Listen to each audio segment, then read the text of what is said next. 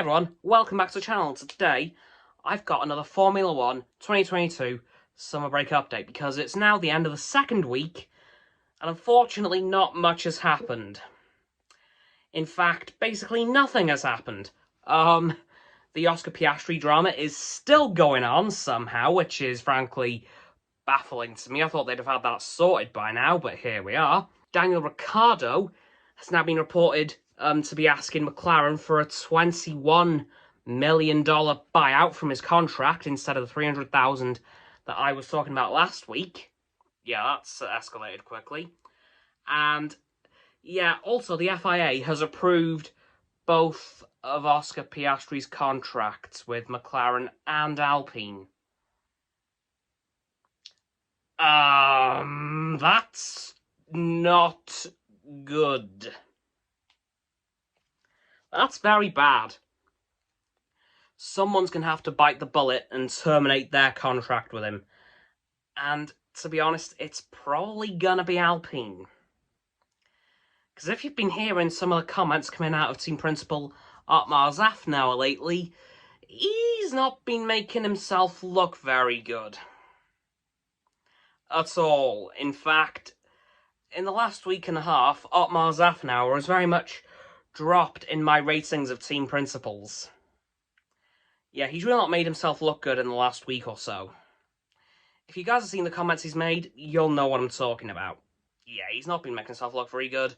But as I said, Daniel Ricciardo is wanting $21 million from McLaren to leave the team, and it is still heavily speculated that Oscar Piastri and Daniel Ricciardo will do a direct swap.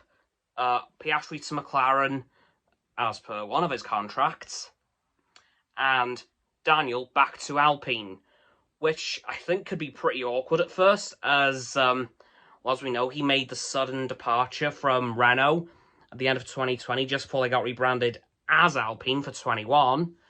So I think that'll be a bit awkward to begin with, unless he starts out performing Esteban Ocon, which, if he's going to do that, he'd better do it quickly. In fact, Aldas from Veloce speculates that this could be Daniel Ricciardo's, last chance, so to speak.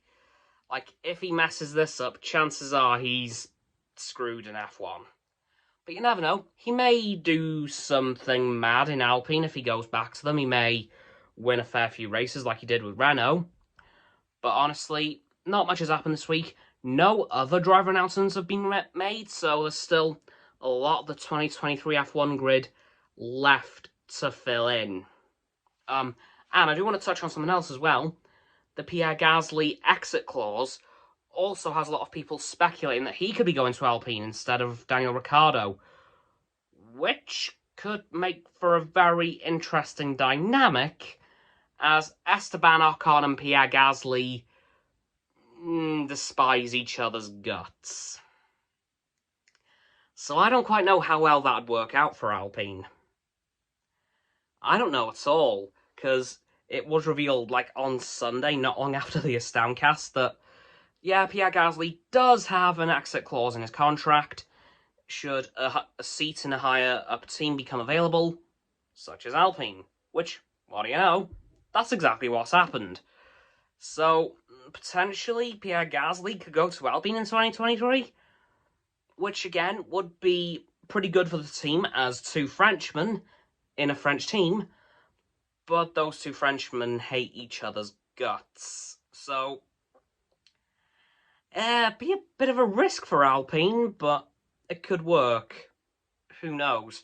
Yeah, as for the rest of the 2023 drivers grid, we know very little. Hopefully in the next week or so, it'll start to become a bit clearer as we move towards the end of the summer break and back into racing mode, with, of course, Spa-Francorchamps being the next track, which is the one that I'm dreading, as you guys know, from throughout the season with the sausage curbs on Eau Rouge. Yeah, they haven't been removed. Yikes. That's going to be bad. Anyway, guys, that's going to do it for this video on the second week of the F1 2022 summer break, where unfortunately not that much has happened. So please don't forget to like the video, sub to my Roxo and Frost channels, down links in the description box button down there. Yeah, that big red one, unless you've already subbed, then it's great. Thank you for that, by the way. And once you've done that, please don't forget to click all 3 of our bell icons to get all 3 sets of our notifications. Comment as well, because why not? And let me know who you think's going to be where in 2023 in terms of the driver grid, and who do you think's going to be replacing who.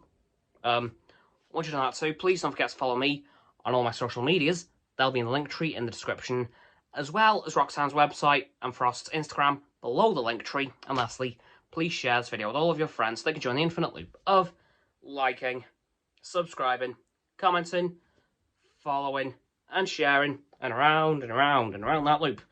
I'll see you guys tomorrow with another video. Goodbye!